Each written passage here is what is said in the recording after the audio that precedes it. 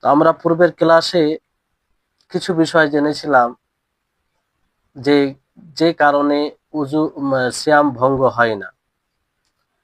কারণ এই মানে পয়েন্ট দিয়ে এই এটা মানে শিরোনাম দিয়ে এই জন্য বলা হচ্ছে, কারণ অনেক মানুষ এগুলো ব্যাপারে ধারণা করে যে সিয়াম ভঙ্গ হয়ে যায়, সিয়াম ভঙ্গ হয়ে যায়, রোজা ভেঙে যাবে, এরকম ধারণা রাখে। তো কিছু বিষয় জেনেছিলাম। তো আরো কিছু বিষয় আছে যেটা আজকের ক্লাসে ইনশাআল্লাহ বলার প্রচেষ্টা করা হবে, আল্লাহ যেন তৌফিক দেয়। শেষে যে বিষয়টি বলা হয়েছিল, যদি সিয়ামরত অবস্থায় মাজি আসে, মাজি এক প্রকার তরল, সেটা লজ্জাস্থান থেকে নির্গত হয়, বের হয়। তো এই মাজি যদি আসে, সেটা হালকা আঠালো হয়। তো এই অবস্থায় যদি মাজি আসে তাহলে সিয়াম বিশুদ্ধ হবে, সিয়াম এতে বিনষ্ট হবে না। অনেকে ধারণা রাখে যে এতে সিয়াম ভঙ্গ হয়ে যাবে, তা নয়, ভঙ্গ হবে না। কারণ এই সিয়াম একটা ইবাদত। তো কোনো ইবাদত হবে না বললে তো শুধু হবে না, এটা দলিল ছাড়া এই কথা বলা যাবে না। যদি দলিল থাকে, দলিল অনুযায়ী বোঝা যায় যে এই কারণে ভঙ্গ হয়ে যাবে, তাহলে বলতে হবে, অবশ্যই সেটাও বলা কর্তব্য হবে। আর যদি দলিল না থাকে, আমরা আবেগের ফলে কিংবা আমরা ধারণার ভিত্তিতে বলতে পারি না। তারপরে যে বিষয়ে রোজা ভঙ্গ হয় না, সেটি কোন বিষয়? সেটি বিষয় হচ্ছে যে জুনুবি অবস্থায় কোনো ব্যক্তি যদি ফজরের পূর্বে জুনুবি হয়, ফজরের পূর্বে জুনুবি হয়, রাত্রে ইহতিলাম হওয়ার কারণে, স্বপ্নদোষ হওয়ার কারণে, সেটা মহিলা পুরুষ উভয়ের ক্ষেত্রে হতে পারে, অথবা দিনে কোনো কারণে ইহতিলাম হয়ে যায়, ঘুমালছে, হয়ে গেছে। অনেক সময় ফজরে সাহারি খাওয়া, ফজরে নামাজ পড়ে ঘুমায়, তাতে হয়ে যায়। তো এই ধরনের এতে রোজা ফাসিদ হবে না, রোজা ফাসিদ হবে না।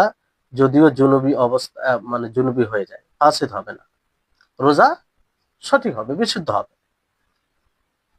কারণ এই ব্যাপারে আয়েশা রাদিয়াল্লাহু তাআলা আনহা থেকে বর্ণিত, তিনি বলেন যে নবী সাল্লাল্লাহু আন্না নবী সাল্লাল্লাহু আলাইহি ওয়াসাল্লাম কানা ইয়াসবিহু কানা ইউসবিহু জুনুবান ওয়া হুয়া সাহিম।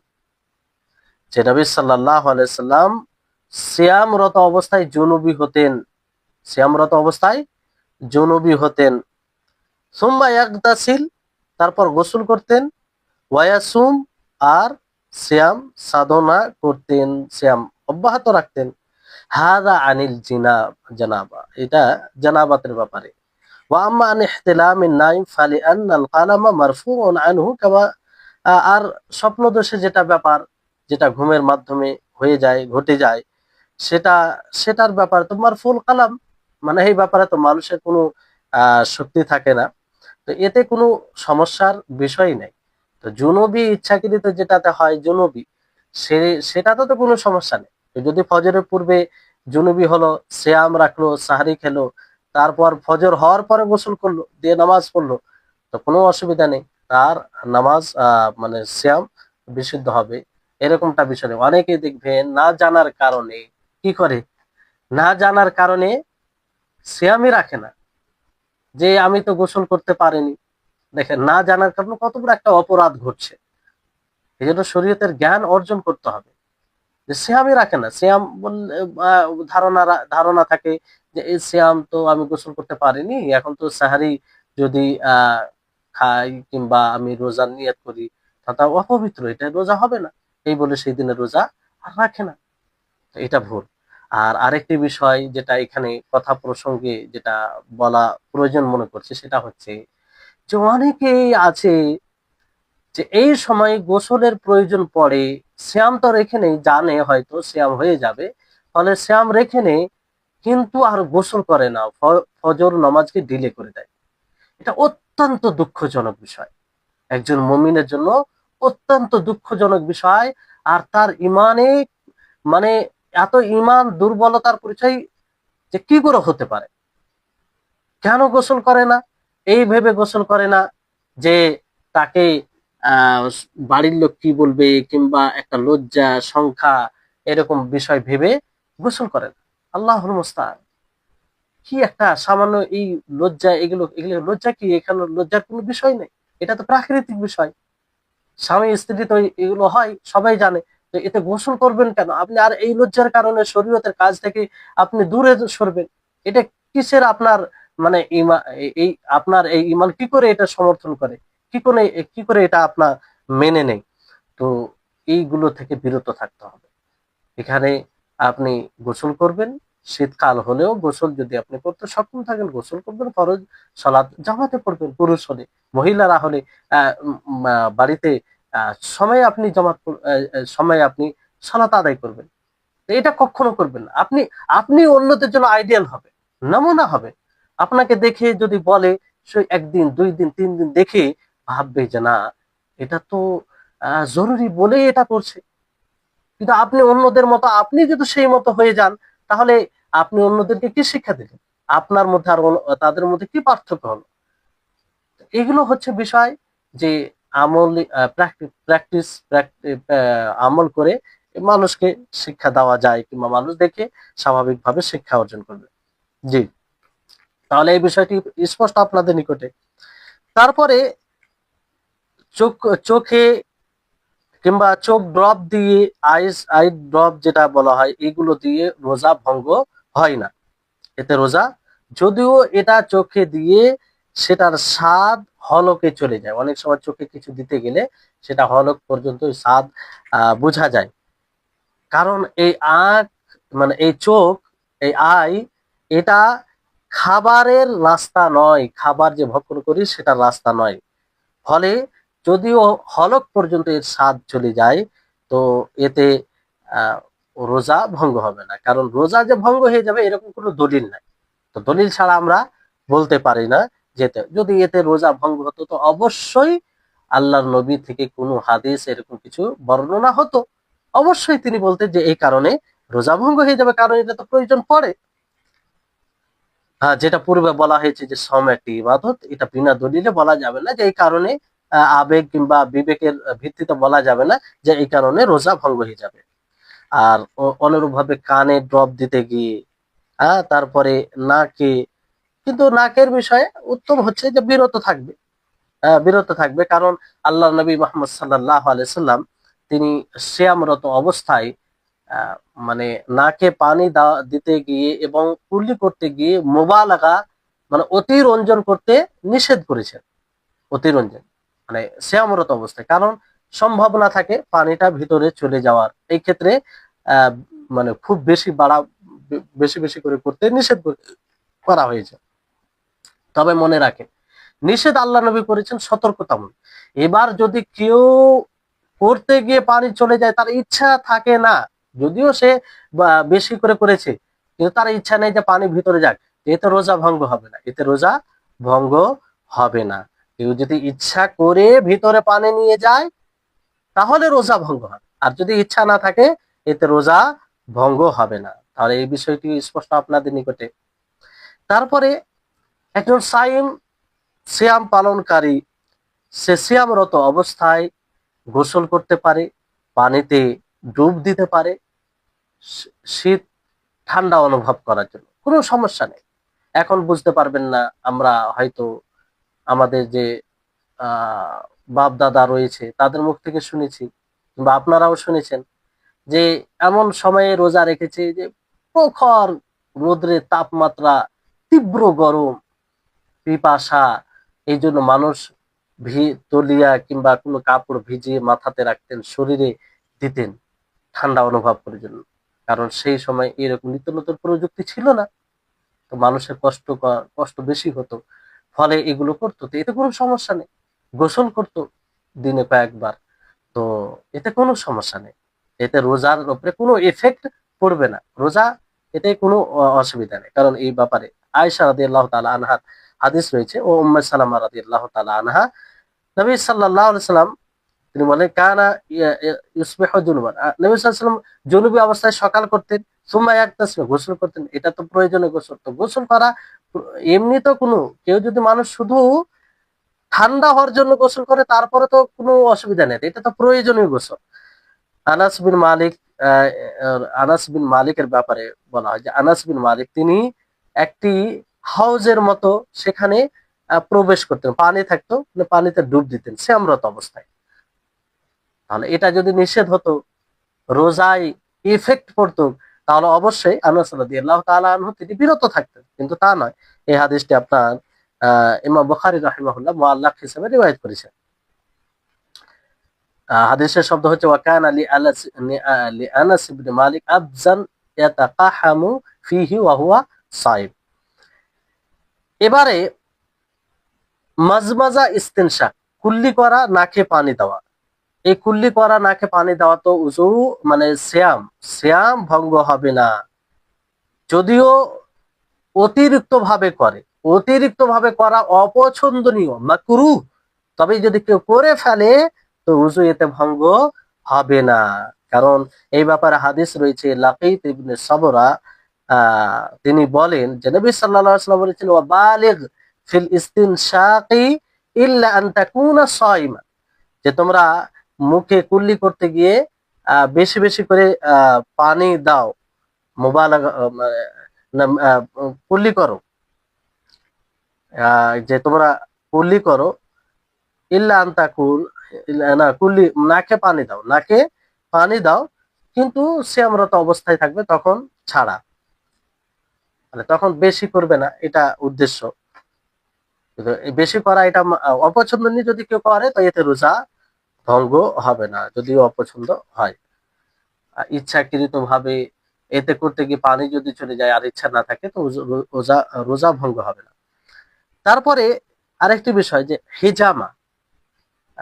হিজামা বলতে রক্ত, ফাসিদ রক্তকে বের করা হয়।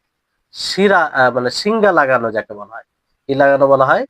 সিঙ্গা লাগানো। তো সিঙ্গা লাগাতে গিয়ে এই ব্যাপারে তুমুল তর্ক রয়েছে ওলামা ইকরামদের মধ্যে।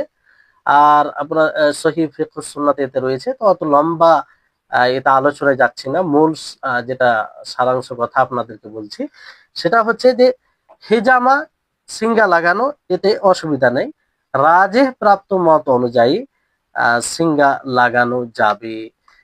এতে রোজা ফাসিদ হবে না, সিয়াম ফাসিদ হবে না, নষ্ট হবে না।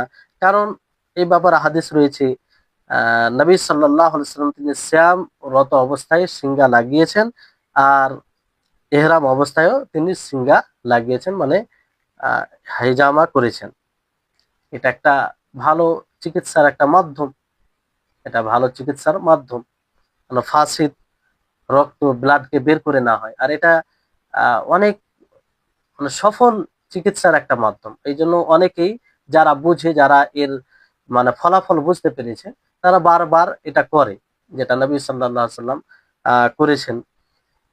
আর মানে করা ভালো এটা। আবু সাঈদ খুদরি রাদিয়াল্লাহু তাআলা আনহু থেকে বর্ণিত, তিনি বলেন যে রাখাসা রাসূলুল্লাহ সাল্লাল্লাহু আলাইহি ওয়াসাল্লাম ফিল কুবলাতি লিস-সাইম ওয়াল হিজামা, যে রাসূল সাল্লাল্লাহু আলাইহি ওয়াসাল্লাম চুম্বন দিতে এটা ছাড় দিয়েছেন সিয়ামরত অবস্থায়, আর হাজামা করতে, হিজামা বলতে সিঙ্গা লাগানোর ক্ষেত্রে। কিন্তু কোনো ব্যক্তি যদি দুর্বল হয় তাহলে তাকে বিরত থাকাই উত্তম হবে। কারণ এই ব্যাপারে হাদিস রয়েছে, আনাস রাদিয়াল্লাহু তাআলা আনহু থেকে বর্ণিত, জিজ্ঞাসা করায় যে আকুনতুম তাকরাহুনাল হিজামা লিস-সাইম, যে আপনারা কি এই হিজামাকে অপছন্দ করেন সিয়ামরত অবস্থায় সিঙ্গা লাগানো? তো তিনি বলেন লা, না, এটা আমরা অপছন্দ করি না, ইল্লা মিন আজলি যফি, হ্যাঁ দুর্বলতার কারণে এটা অপছন্দ করি, যে দুর্বল, আশঙ্কা আছে যে এটা করতে গিয়ে হয়তো সে দুর্বল হয়ে পড়বে, কিংবা সে নিজেকে দুর্বল, অতি দুর্বল মনে করবে, তো ফলে সে এটা থেকে বিরত থাকবে, এটা থেকে কি করবে? বিরত থাকবে। এই হাদিসটা আপনার বুখারীর হাদিস। আর একটি হাদিস রয়েছে আফতার আল হাজিমু ওয়াল মাহজুম, যে যে সিঙ্গা লাগায়, যে সিঙ্গা লাগায় আর যার উপরে সিঙ্গা লাগানো হয়, উভয়ের রোজা ভেঙে যায়, এটা হাদিসের অর্থ। তো এই হাদিসের ব্যাপারে অধিকাংশ ওলামায়ে কেরাম বলেছেন যে এই হাদিসটি রহিত হয়ে গেছে। এই ব্যাপারে তুমুল তর্ক আছে। তো যাই হোক, সেদিকে যাচ্ছি না। মূল কথা যে যেটা রাজে প্রাপ্ত প্রাধান্য প্রাপ্ত মত, সেটা হচ্ছে যে রোজা অবস্থায় সিঙ্গা লাগালে রোজা ফাসিদ হয় না। আর আসলে যেটা পূর্বে বলা হলো যে সিয়ামরত অবস্থায় হিজামা এটা অপছন্দ করা হয়, কিংবা আনাস রাদিয়াল্লাহু তাআলা আনহু থেকে যেটা বর্ণিত যে আমি অপছন্দ করতাম, পছন্দ করতাম না। জাফর বিন আবি তালিব তিনি সিয়ামরত অবস্থায় হেজামা লাগিয়েছেন। তো নবী সাল্লাল্লাহু আলাইহি ওয়াসাল্লাম তার নিকট হতে অতিক্রম করেন। তো বলেন আফতার হাদানি, যে এই দুজনের রোজা ভঙ্গ হয়ে গেল। পরবর্তীতে আল্লাহ নবী সুম্মা রাখাসা নবী সাল্লাল্লাহু আলাইহি ওয়াসাল্লাম বাদু ফিল হিজামা, পরবর্তীতে আল্লাহ নবী ছাড় দিয়েছেন হেজামাতে। তার মানে পূর্বের হুকুম যেটা সেটা রহিত হয়ে গেছে, সেটা কি হয়েছে, রহিত হয়ে গেছে। আর এই হাদিসটি রহিতকারী হলো। তারপরে আরেকটি হাদিস রয়েছে, এই হাদিসটি আপনার বাইহাকিতে, দারাকুতনিতে, আর এই হাদিসে যতগুলো বর্ণনাকারী রয়েছে সেকাত গ্রহণযোগ্য বলা হয়েছে।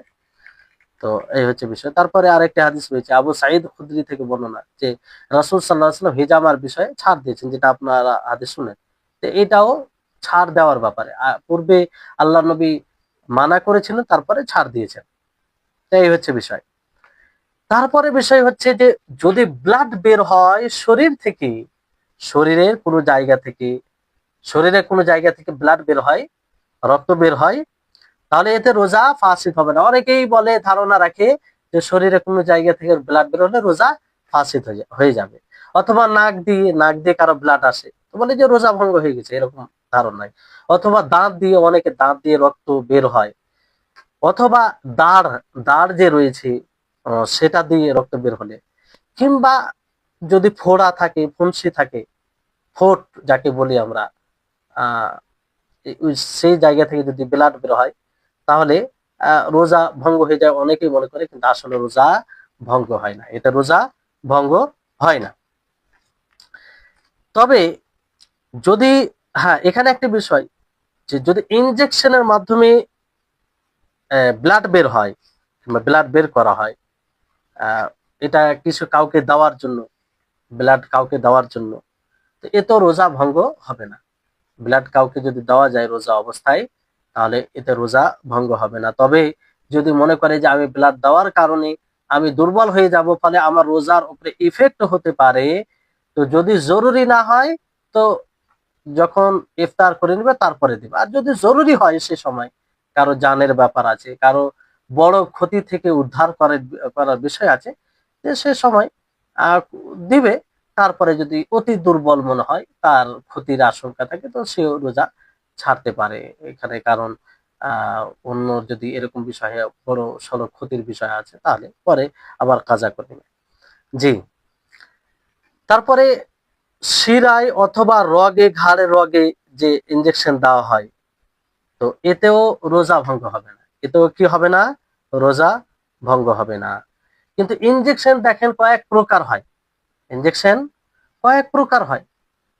কিছু ইনজেকশন হয় যে গিজা, মানে খোরাকের খোরাকের কাজ করে, মানে খাবারের কাজ করে। তো এই ধরনের ইনজেকশনে তো রোজা ফাসিদ হয়ে যাবে। কারণ সূর্য ফজর থেকে নিয়ে সূর্য অস্তমিত হওয়া পর্যন্ত খাবার ও পানাহার থেকে বিরত থাকা, মানে কি পাকস্থলী পর্যন্ত যেন পুরো খাবার না পৌঁছায়। তো আপনি যেভাবেই পৌঁছান সেটা যদি পৌঁছে যায়, তাহলে সেই উদ্দেশ্যটা আর অব্যাহত থাকছে না, ফলে এতে রোজা ভঙ্গ হয়ে যাবে। জি। আর অন্য অন্য কিছু কিছু লোক বলেছে না, এ তো রোজা ভঙ্গ হবে না, কিন্তু আসল যেটি বিষয় হচ্ছে যে রোজা ভঙ্গ হয়ে যাবে যদি এরকমটা, সেটা গিজা মানে খোরাকের কাজ করে, খাবারের কাজ করে, তাহলে সেই ইনজেকশনে রোজা ভঙ্গ হয়ে যাবে। তারপর আপনি ধরেন আপনাকে জ্বর হয়েছে কিংবা কোনো অসুখ হয়েছে, সেই অসুখের খাতিরে যদি সেটা ইনজেকশন করা হয়, ওটা গিজার খোরাকের খাবারে কাজ না করে, তাহলে এতে রোজা ভঙ্গ হবে না। অনেকেই বলে যে রোজা ভঙ্গ হয়ে যাবে, কিন্তু আসল বিষয় এটা নয়। আর বিষয়টা হচ্ছে যে এরকম বিষয় যদি বেশি অসুবিধা হয়, খুব একটা এমন অসুখ হয়ে যায় যে অসুখের কারণে হয়তো আপনার অসুবিধা হচ্ছে, কিংবা পরবর্তীতে বড় ক্ষতির আশঙ্কা আছে, যদি সিয়ামরত অবস্থায় থাকে, তাহলে আপনি রোজা ছাড়তে পারেন, শরীরে এটা ছাড় দেওয়া হয়েছে। তারপরে বিষয় হচ্ছে যে মিসওয়াক, মিসওয়াক আপনি করতে পারেন, শ্যামরত অবস্থায় মিসওয়াক করতে পারেন। অনেকেই ধারণা রাখে যে মিসওয়াক করা যাবে না। মিসওয়াক করতে পারেন, এটা যায় যে কোনো সময়। আপনি সূর্য মধ্য স্থান থেকে ঢলে যাওয়ার পূর্বে করতে পারেন, পরে করতে পারেন, ইফতারের পূর্বে করতে পারেন, আপনি ফজরের পরে করতে পারেন, কোনো বাধা বিপত্তি নেই। সেই মিসওয়াক শুকনো হোক অথবা সেটা মানে সেটা কাঁচা হোক কোনো জিনিসের যে মিসওয়াক করছেন আপনি, যেমন আমাদের এলাকায় প্রায় লোক নিমের দাঁতন করে, নিমের মিসওয়াক করে। তো নিমের এটা একদম কাঁচা থেকে বৃক্ষ থেকে মানে আহ, কেটে সরাসরি ব্যবহার করে, তো একদম তাজা থাকে, তো কোনো সমস্যা নেই। যদিও সেই নিমের দাঁতনের তিতা তিতা ভাব যায় ভিতরে, এতে কোনো সমস্যা নেই। কারণ আপনি যে কোনো দাঁতন করেন না কেন, দাঁতন করতে গেলে তার একটা স্বাদ আপনাকে অনুভব হবে, এতে নিঃসন্দেহে। যে কোনো আপনি করেন না কেন, সেটা যেমনই স্বাদ হোক, আপনি সেই স্বাদটা বুঝতে পারবেন। ফলে এটা সমস্যা নেই, আর ভিতরেও অনেক সময় চলে যেতে এটা মাফওয়ানো, এটা থেকে বাঁচা কোনো সম্ভব নয়। আর যদি এটা মানে নাজায়েজ হতো তা আল্লাহ নবী মিসওয়াক করতেন না। কারণ এই মিসওয়াকের ফজিলতের ব্যাপারে তো হাদিস রয়েছে, যদি এটাতে অসুবিধা হতো তা আল্লাহ নবী অবশ্যই বলতেন কোন হাদিসে যে তোমরা সিয়ামরত অবস্থায় মিসওয়াক করো না। এমনকি আল্লাহ নবী বলেন যে আমার উম্মতের উপরে কষ্টকর না হলে আমি প্রত্যেক সলাতে মিসওয়াকের আদেশ দিতাম। তাহলে কি বোঝা যাচ্ছে, মিসওয়াক যদি রোজা অবস্থায় করা অসুবিধা হতো তা আল্লাহ নবী ওই ইশারা ইঙ্গিত করতেন। এখানে বিষয়টি আসছে যে অনেক প্রকারের মাজুন আছে, মাজুন মাজুন যাকে আমরা বলি, পেস্ট আছে। ওয়ালাইকুম সালাম। তো সেই মাজুন পেস্ট এগুলো করা যাবে কি যাবে না? দেখেন, যদি কোনো এমন পেস্ট থাকে কিংবা মাজুন থাকে যেটার মানে প্রভাবশালী শক্তিশালী, সেটা করলেই ভিতরে চলে যায়, আপনি নিয়ন্ত্রণ রাখতে পারেন না, সরাসরি ওই জিনিসটা ভিতরে চলে যায়, তাহলে এগুলো মাজন থেকে আপনি বিরত থাকবেন। মানে বিরত থাকাটা উত্তম। কিন্তু স্বাভাবিক যেগুলো মাজন, কোলগেট আছে, আপনি ভিতরে যাবেন না কিন্তু স্বাদ অনুভব করবেন, এটা যেতে পারে, যেমন মিশকে যায়। তো এই ধরনের মাজন করতে গিয়ে কোনো অসুবিধা নেই, এটা রোজা ভঙ্গ হবে না। আপনি যেমন মিসওয়াক করেন ওই রকম ভাবে কলগেট এগুলো করতে পারেন, কোনো সমস্যা নেই। কিন্তু সরাসরি এই বিষয়টা যেন, ওই জিনিসটা যেন ভিতরে না যায়, এটা খেয়াল রাখতে হবে। তারপরে আপনি কোনো জিনিসের সুগন্ধি, সেন্ট, আতর, কোনো জিনিসের সুগন্ধ নেওয়া, সুগন্ধি নেওয়া, এতেও রোজাতে কোনো অসুবিধা নেই, এতে রোজা ভঙ্গ হবে না। আর যারাই নিষেধ করে তারা দলিল বিহীন কথা বলে, এটা ভিত্তিহীন কথা। কারণ রোজা ভঙ্গ হয়ে যাবে কোনো কারণে, অবশ্যই এর দলিল লাগবে, দলিল ছাড়া এরকম কোনো কথা বলা যাবে না। তবে ওই সেন্ট মানে সুগন্ধি যেন সেটা মানে তরল না হয় মানে সেটা ভিতরে একদম প্রবেশ না করে, আপনি এমনি শুনতে পারেন, এতে কোনো সমস্যা নাই। জি।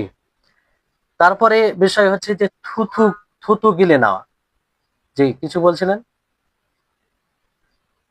থুতু গিলে নেওয়া, থুতু গিলে নেওয়া, এটা তো উজু না, সিয়াম ভঙ্গ হবে না। থুতু অথবা কাশ, কফ যদি এগুলো ভিতরে চলে যায় তো এতে রোজা ভঙ্গ হবে না। অনেকে আছে তো প্রত্যেক বছর সিয়াম রাখে আর প্রত্যেক বছর নিজেকে কষ্টের সম্মুখীন করে, মানে সিয়াম রাখবে তো সিয়ামরত অবস্থায় এত থু থু করে যে যে জায়গায় বসে সেই জায়গাকে নোংরা করে দেয়।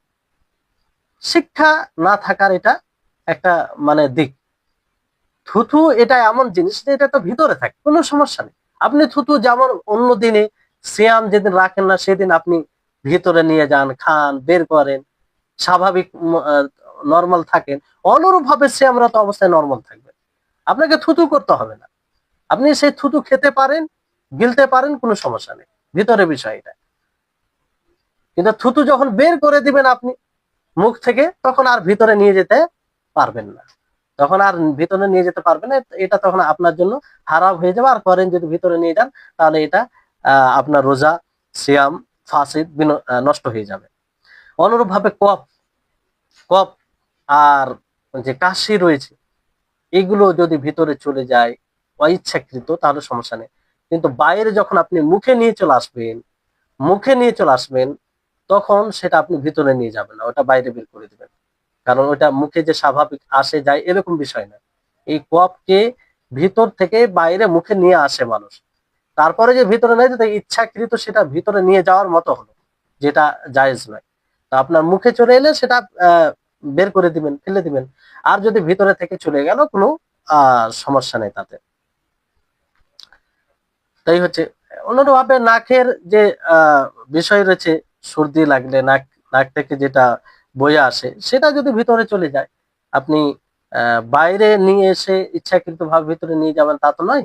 যদি চলে যায় তো সমস্যা নেই, এতে এতে সমস্যা নেই। আহ অনেকে বলেছেন যে ইচ্ছাকৃত ভাবে যদি কেউ নাকের শ্লেষ্মা যদি ভিতরে নিয়ে যায় তাহলে এতে কি হবে, রোজা ভঙ্গ হয়ে যাবে। কিন্তু ইবনে উসাইম রাহিমাহুল্লাহ তিনি মুতলাক ভাবে বলেন যে এতে রোজা ভঙ্গ হবে না, তবে বাইরে আসার পর সেটা যেন ইচ্ছাকৃত ভাবে না নিয়ে যাওয়া হয়, এতেই সতর্কতা রয়েছে। জি, এই হচ্ছে বিষয়। তারপরে বিষয় হচ্ছে যে রোজা সেই সমস্ত বিষয়ের কারণে ভঙ্গ হবে না যা থেকে বাঁচা সম্ভব নয়, যা থেকে বাঁচা সম্ভব নয় সেই সব বিষয়ে রোজা ভঙ্গ হবে না। বাঁচা সম্ভব নয় যেমন আপনাদেরকে থুথুর বিষয়টা বলা হলো, কিংবা আরো কিছু বিষয় আছে যেগুলো থেকে বাঁচা সম্ভব নয়। যেমন আপনি রাস্তা দিয়ে চলছেন, রাস্তার ধুলোবালি, হ্যাঁ, যেমন আপনি আটা চালছেন কিংবা আটার কাজ করছেন আপনি, তো সেই আটার যে মানে সূক্ষ্ম ইগুলো ভিতরে চলে যায় শ্বাস প্রশ্বাসের মাধ্যমে, কিংবা দাঁতের মাঝে যে খাবারে কিছু অংশ থেকে যায়, থেকে যাওয়ার কারণে অনেক সময় আপনার ইচ্ছাবিহীন সেটা আবার ভিতরে চলে যায়। তো এগুলো থেকে বাঁচা মুশকিল, এগুলো থেকে বাঁচা মুশকিল। ফলে এতে রোজায় কোনো প্রভাব পড়বে না, রোজায় কোনো ইফেক্ট পড়বে না, আপনার রোজা বিশুদ্ধ হবে, এটা কোনো সমস্যা নেই। আপনাকে বিশেষভাবে তাকাল্লুফ কষ্টের সম্মুখীন হতে হবে না। রোজা এলো মানে কিছু মানুষের জন্য মনে হয় যে তাদের মানে যেটা বললাম যে থুতু নিয়ে এক সমস্যা।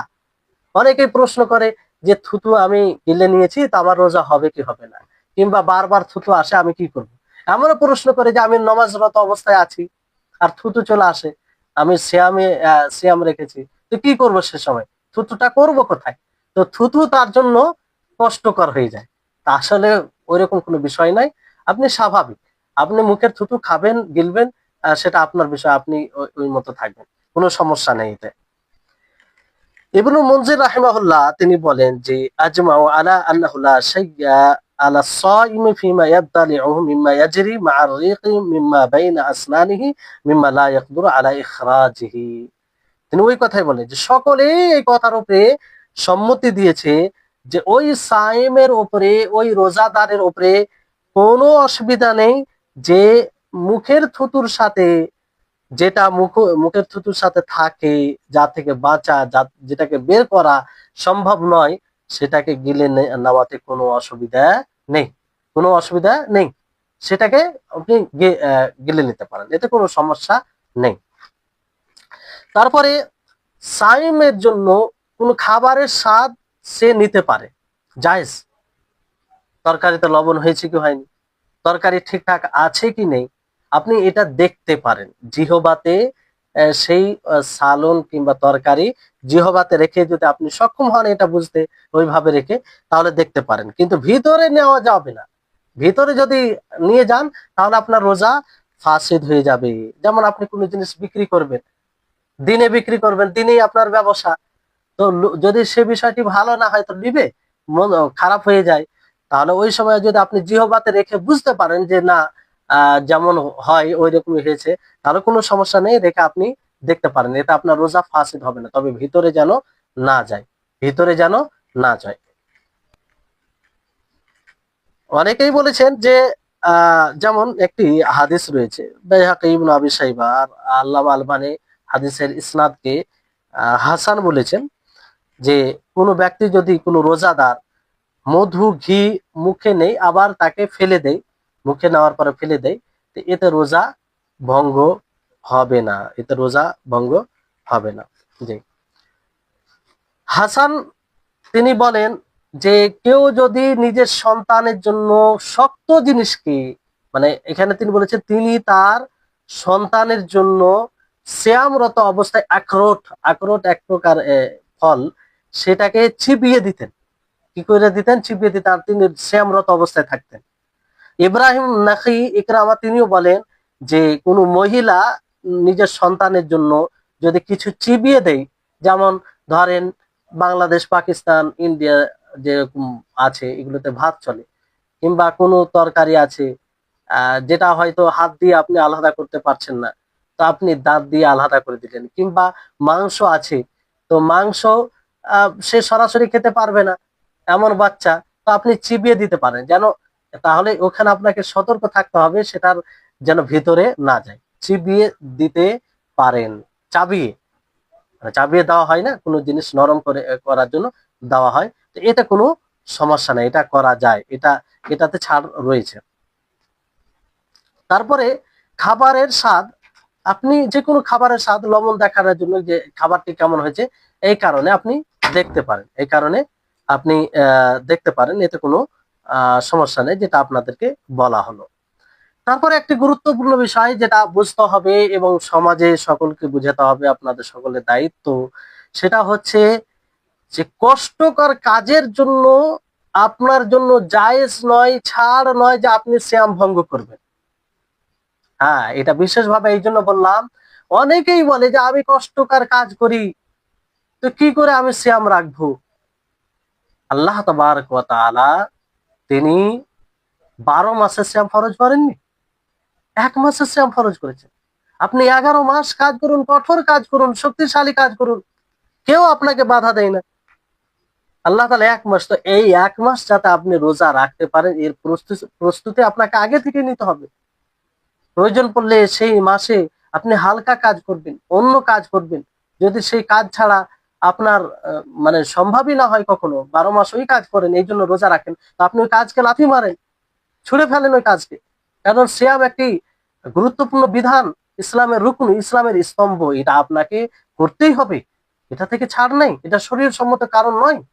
আল্লাহর জমিন প্রশস্ত, যে কারণে, যে কাজে লাগার কারণে আপনি সিয়াম রাখতে পারছেন না, তাহলে সেই কাজ করিয়েন না। কারণ আপনি সিয়াম রাখতে হবে, এটা কম্পালসারি আপনার জন্য, জরুরি, বাধ্যতামূলক। এটা না থাকলে আপনার ইসলাম বিশুদ্ধ হবে না, এই কারণে যে এটি ইসলামের একটি স্তম্ভ, খুঁটি। আপনি যেহেতু সক্ষম আছেন, তো এই বিষয়টি যে অনেকেই কষ্টকর কাজের কারণে বলে যে না, সিয়াম আমি রাখতে পারবো না, সিয়াম রাখে না। যেমন ধরেন অনেকে ধরেন বাড়ি, বিল্ডিং এর কাজ করে, সিমেন্টের বোরা মাথায় নিতে হয়, ইট বহন করতে হয়, আরো কঠোর কাজ করতে হয়, তো বলে যে কি করে আমরা রোজা রাখবো, এই কারণে রোজাই রাখে না, কোনো মাসে রোজা রাখে না, বলতে রমজান মাস গেল, ফের যেহেতু সবসময় এইগুলো কাজ করে, রোজা রাখে না। তাদেরকে আল্লাহর ভয় করা উচিত, তাদেরকে আল্লাহর ভয় করা উচিত, যে আল্লাহ তাবারক ওয়া তাআলার বিশেষ দয়া, বিশেষ সৌভাগ্যের বিষয়, আর সুযোগ পেয়েও রোজা রাখে না।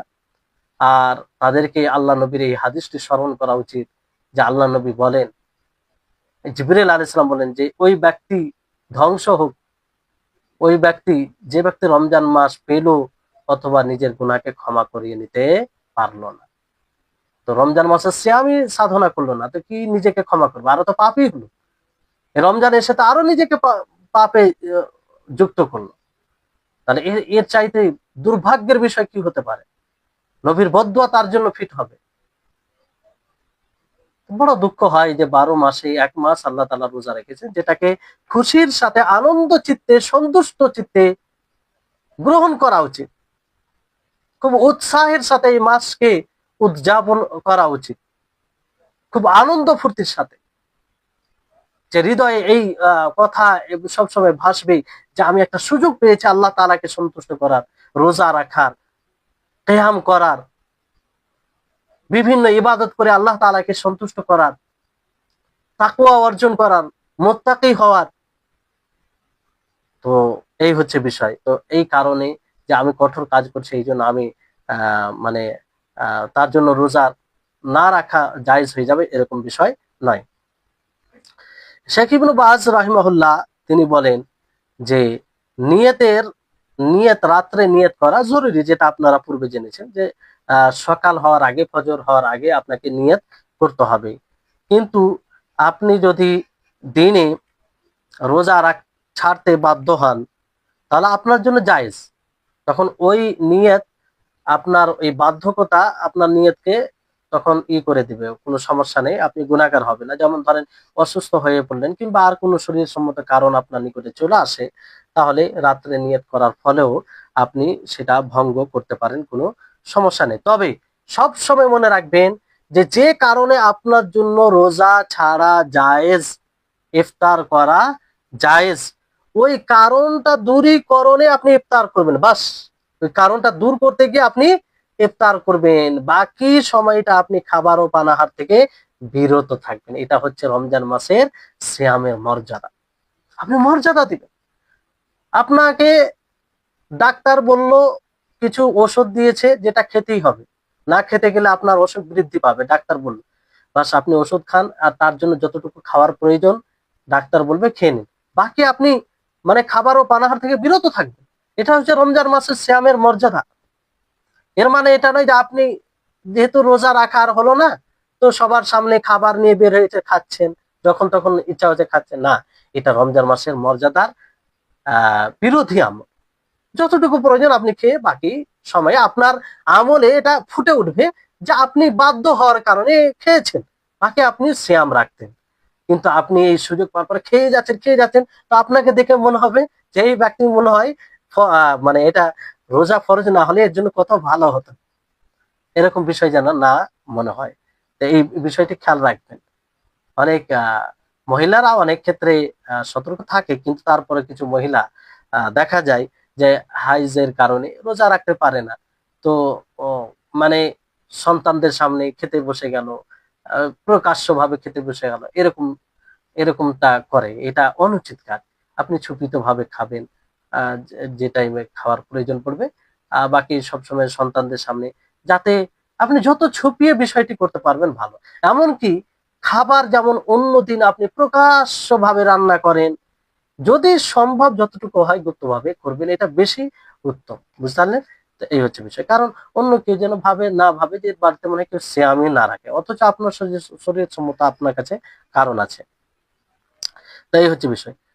এবার এখানে কিছু কয়েকটি কথা বলবো আপনাদেরকে, আহ, যেগুলো এর সাথে সম্পৃক্ত বিষয়। যে নিত্য নতুন প্রযুক্তি করতে গিয়ে অনেক সময় করতে হয়, আর সে ব্যাপারে আমরা ধারণা রাখি যে আমাদের রোজা ভঙ্গ হয়ে যায়। যেমন ধরুন যে ডাক্তার কখনো এমন কিছু ট্যাবলেট দেয়, যে ট্যাবলেটটা জিহবার তলে রাখতে হয়, সেটা মানে এর কারণে আহ, শ্বাস শ্বাসের সমস্যা হওয়ার কারণে এটা অনেক সময় দেয়। তো এটাতে যদি ভিতরে না যায়, গলে না যায় ট্যাবলেটটা, শুধু তার অ্যাকশনে শ্বাস নালি ঠিক হয়, তাহলে এতে সমস্যা নেই। কিন্তু তার স্বাদ সেটা যদি যায়, মানে গলে যায়, তাহলে এটা থেকে বিরত থাকবে। তারপরে আরেকটি বিষয় যে আহ, জরায়ু থেকে, মানে পিছনের লজ্জা স্থানের রাস্তা থেকে যদি কোনো জিনিস যায়, কোনো জিনিস প্রবেশ করানো হয়, তাহলে এতে রোজা ভঙ্গ হবে কি হবে না? অনেক সময় দেখেন যে পিছনের রাস্তা দিয়ে, জরায়ুর রাস্তা দিয়ে কোনো মানে ভিতরে কিছুকে পরিষ্কার করার জন্য মেশিন ঢুকায়, কিংবা ক্যামেরা ঢুকায়, ভিতরে কি আছে না আছে সেটা চিকিৎসার জন্য প্রয়োজন পড়ে। অনেক সময় আহ যাচাই করার জন্য আঙুল কিংবা হাত, যাই হোক, প্রবেশ করে, ভিতরে করে। তো এতে কি রোজা ভঙ্গ হয়ে যাবে? এ তো রোজা ভঙ্গ হবে না, কারণ এটা কোনো খাবারের বিষয় নয়। এতে কোনো খাবারের বিষয় নয়। তো এতে রোজা ভঙ্গ হবে না। যেমন আপনাদেরকে বলা হলো যে অনেক সময় হাতে কাপড় দিয়ে হাত প্রবেশ করে, কিংবা ক্যামেরা জাতীয় কোনো জিনিস সেটা ভিতরে নিয়ে যায়, কিংবা আঙুল প্রবেশ করে এলাজের ক্ষেত্রে, তো এতে রোজা ভঙ্গ হবে না। তারপরে আপনার যে মহিলাদের গর্ভাশয় রয়েছে, তাতে যে ক্যামেরা প্রবেশ করে, কিংবা কোনো এক প্রকার স্ক্রু এলাজের ক্ষেত্রে সেটা প্রবেশ করে, এতেও রোজা ভঙ্গ হবে না। এতে রোজা ভঙ্গ হবে না। অনেকে ভাবে যে এতটা এরকম হলো তো রোজা ভঙ্গ হয়ে যাবে, যে না, এগুলোতে রোজা ভঙ্গ হবে না। কারণ রোজা ভঙ্গ হওয়ার জন্য দলিল লাগবে, দলিলবিহীন আমরা বলতে পারি না। তারপরে মূত্রনালীতে পেশাবের নালীতে যদি সেটা পুরুষের হোক অথবা মহিলাদের হোক, পাতলা পাইপ প্রবেশ করানো হয়, অথবা কোনো ক্যামেরা জাতীয় কোনো জিনিস, মানে ভিতরকার জিনিসই করার জন্য, কিংবা আর কোনো এরকম ওষুধ প্রবেশ করানো হয়, তরল পদার্থ এরকম ভাবে, মানে মূত্রথলিতে প্রবেশ করানো হয়, তো এতেও রোজা ভঙ্গ হবে না, কারণ এটা খাবারের জায়গায় আসে না, খাবার জায়গা আসে না।